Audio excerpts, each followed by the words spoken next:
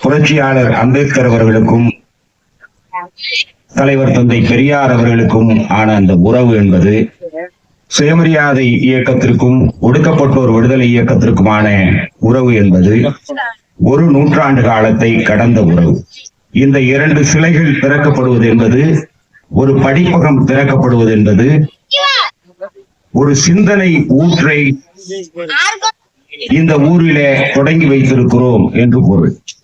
பூனா ஒப்பந்தத்தை எதிர்த்து புரட்சியாளர் அம்பேத்கர் அவர்கள் வடநாட்டிலே போராடி கொண்டிருக்கும் பொழுது இந்தியா முழுமைக்குமே கொடுக்கப்பட்டோருக்கான அந்த தனி தொகுதி முறைக்காக அவர் போராடி கொண்டிருக்கிற பொழுது அந்த பூனா ஒப்பந்தத்திற்கு ஆதரவாக ஒரு சட்டமன்றத்திலே தீர்மானம் நிறைவேற்றப்பட்டது என்று சொன்னால் இந்தியாவிலேயே அது தமிழ்நாட்டில்தான்.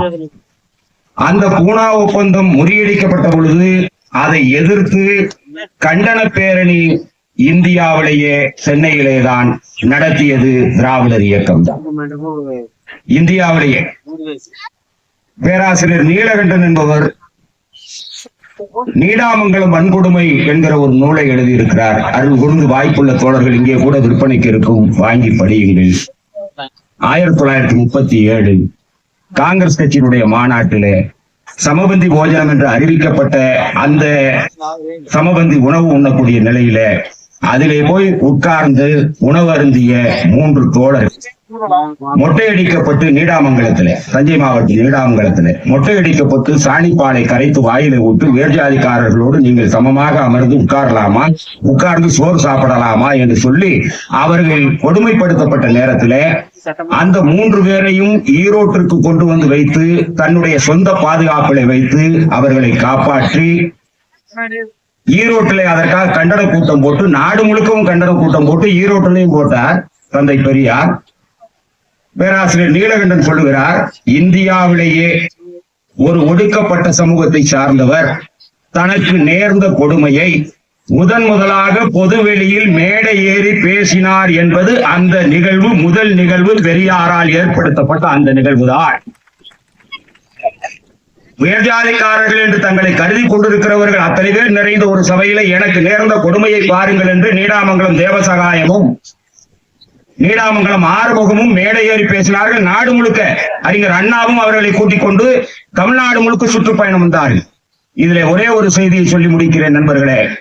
அந்த ஆறுமுகம் என்பவர், நீடாமங்கலம் ஆறுமுகம், உயர் சாதிக்காரர்கள் என்று தங்களை கருதி கொண்டிருக்கிறவர்களோடு அமர்ந்து உணவு உண்ட காரணத்திற்காக மொட்டையடிக்கப்பட்டு வாயிலே சாணிப்பாலை கரைத்து ஊற்றப்பட்ட அந்த ஆறுமுகத்தை தன்னுடைய சொந்த மகன் போல, வளர்ப்பு மகன் போல ஒரு 10 ஆண்டு காலம் பராமரித்து வந்தார் பெரியார். 5ஆம் வகுப்பு வரை படித்திருந்தவர் ஆறுமுகம். அந்த ஆறுமுகத்திற்கு அன்றைக்கு வெள்ளைக்காரன் காலத்துல காவல்துறையில வேலை வாங்கி கொடுக்கிறார்.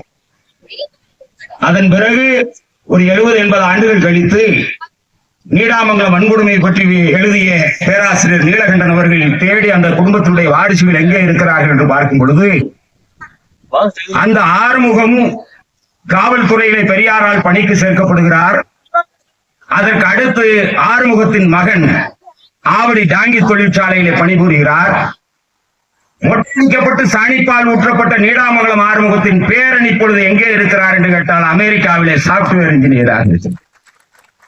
இதுதான் திராவிடர் இயக்கம், தந்தை பெரியார் இந்த மண்ணில் ஏற்படுத்திய மாற்றம். இந்த மாற்றத்தை மீண்டும் மீண்டும் புதுப்பித்துக் கொள்வதற்கு இப்பொழுது பேசுகிற மாற்றம் எல்லாம் மாற்றம் அல்ல. திராவிடர் இயக்கம் இந்த மண்ணில் உருவாக்கிய மாற்றம் தான் வரலாற்று சிறப்பு மிகுந்த மாற்றம். அந்த மாற்றத்தை மீண்டும் மீண்டும் உருவாக்குவோம். அதற்கு இதை போன்ற நிகழ்வுகள் பயன்படுத்தும். நன்றி, அன்பு, வணக்கம். வீடியோவை பார்த்த அனைவருக்கும் நன்றி.